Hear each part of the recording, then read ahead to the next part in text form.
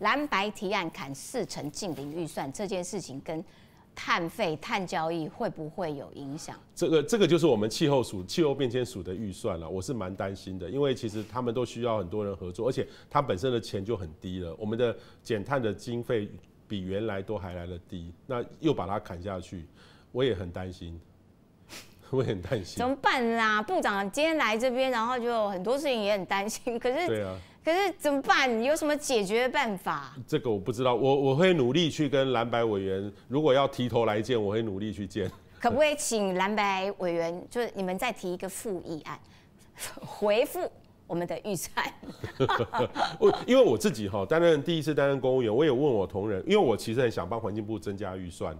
因为我们的预算都差不多维持这样的幅度，我也跟同仁去问，结果我发现要编一个预算都很辛苦很难的。那我们现在的预算其实去年早就我来上任前就定好了。那其实每个预算都必须在我们的主计规范里面不能浮编的，对，不能浮编。那不能浮编之下又被砍那么的多，所以其实那个的压力是真的很大，我必须说真的很大。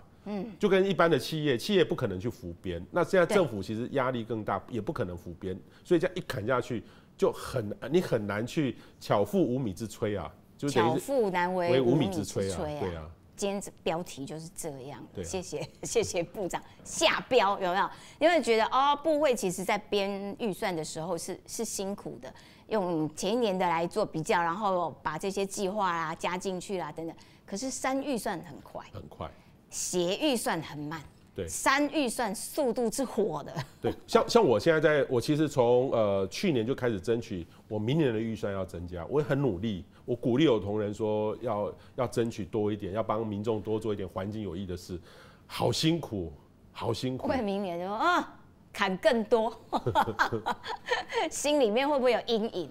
我就是不知道，我同仁搞不好会告诉我说，部长做这个有什么用？反正会被砍，反正会被砍，对，就是看得出来，就是想做事的人，面对这种状况，就其实真的不知道该如何是好，让我想做的事情没有办法完成。对，好，我们刚刚讲到碳这件事情，减碳是我们很重要的一个保护生活环境一个目标。可是我也听过很多人说，台湾你再怎么减，你就这么小，你减碳有差用。根本对于整个地球来说无关痛痒，是这样吗？台湾只占全世界的大概0.5%，对啊，很低很低。所以那我们减碳干嘛？所以纵使台湾做到净零，全世界还是在暖化当中。那我们干嘛减？好，但是你不要忘了，台湾是靠出口的，我们很多东西要出口。对，我们是靠着很多的半导体科技产业来维系台湾的经济发展的。那些呢，其实他出去，人家问你排碳量多少，这都要算的。所以出口东西他们会做这种。会。未来，例如说，我刚才讲过 CBAM 欧盟的 CBAM， 就是你简单的说是碳关税，但是不是碳关税，就是边境调整机制，它就会要你申报。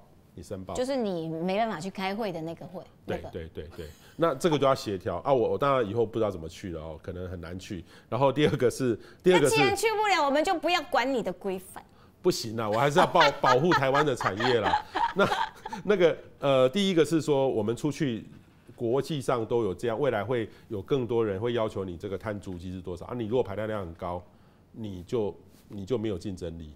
所以减碳，对，真的减碳是帮助我们的产业还有每个人生活。而且呢，未来你要知道，很多的企业，国际的大型企业，员工去旅游都要去住那个有排碳量的资料的旅馆。没有排碳量他不能去住，因为没有办法申报，因为要算他的范畴3啊。所以其实已经有这样的现象了。对啊。所以为什么5星级饭店他很努力在做减碳？难怪。对啊。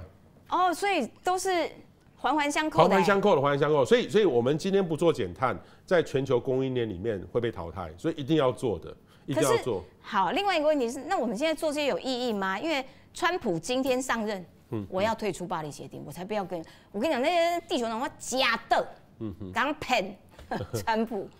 所以美国带头大哥他都这样子，那所以我们还要继续努力吗？8年前，其实川普上任就已经做过这件事情了哈。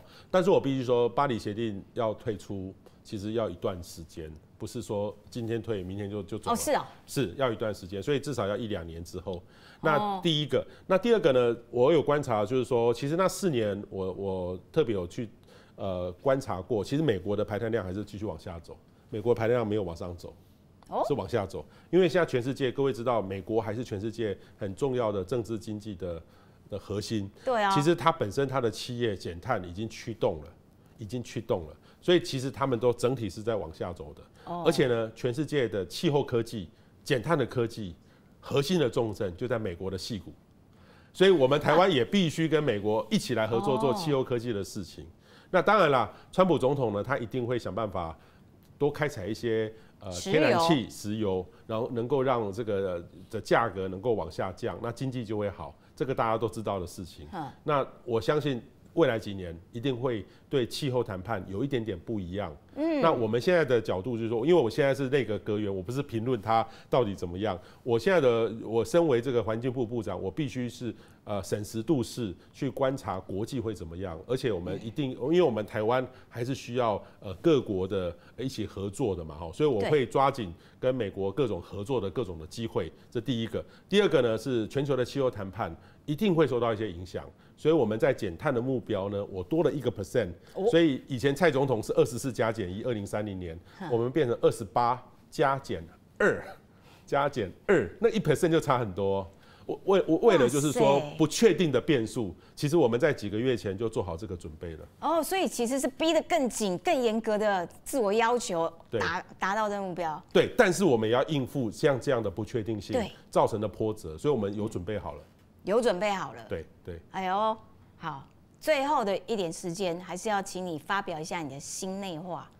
中央政府总预算一共被砍掉2000多亿。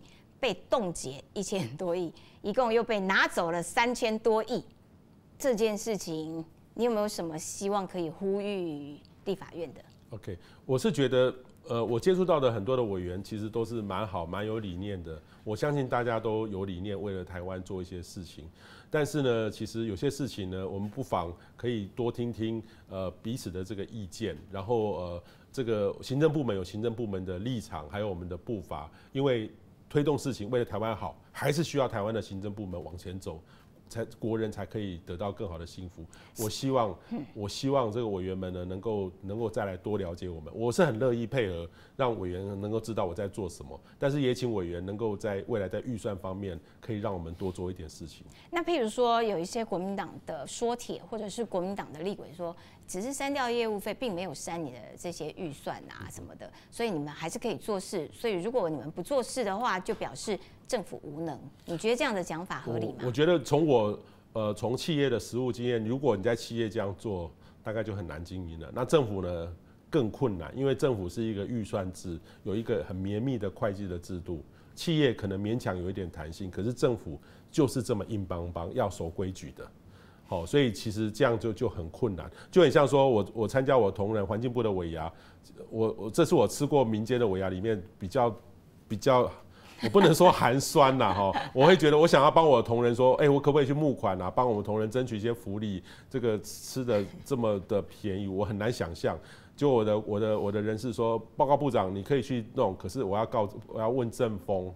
好，超过一定的限额，我们会违法。所以，我们是在政府里面做事，就是依据法令、规规矩矩的做事，要清洁透明，要完全是公开的。所以，其实我必须说，这个业务费动30%，其实真的现实上在政府里面，大概有一半的工作大概就很难做了，因为你不知道未来一半，因为什么呢？你只能掌握现在有一半，后面有很多了，你就必须被迫延迟了。所以这个的，我说真的冲击很大，比委员们想象的说只有3成，你到时候来解冻，因为要解冻不知道何时何年何月，所以这个冲击是真的很大。你可能那3成你就不能抱持说我还要做，我还有了，你可能就当成是不见了。了解。好的，今天非常感谢部长来到现场啊，有一点语重心长啦。政府要做事，然后有这么多努力的这个官员啦、公务员啦，希望能够多做一点事情。可是现在有点被卡住的感觉。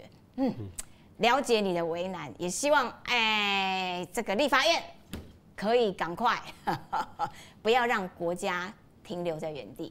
今天非常谢谢部长来到现场，非常谢谢，下次见，拜拜。